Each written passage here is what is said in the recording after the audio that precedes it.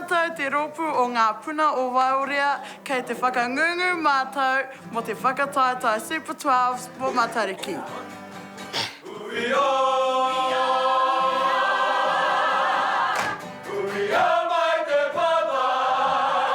Kia ora whānau, ko Aotea e hapiti te rerenga whetū wihongi ahau. He uri tēnei no ngā iwi whānui o te tai tokerau.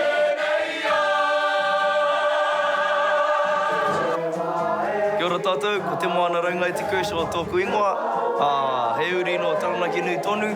Ko te matariki ki au, ko te kotaitanga o te tangata.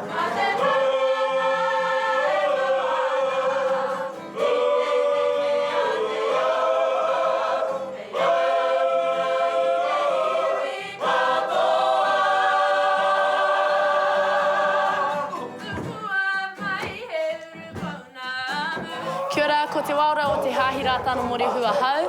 No Ngāti Whātua ki ora kei, ko te matariki ki au e hāngai ana ki te haku. Te atahua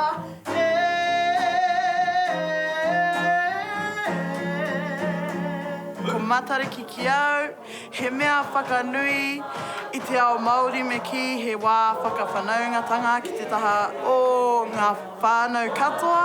Ai, ko te tūmanako, ke kaha tātou te iwi Māori ki te whakanui i a tātou anō. Kia ora!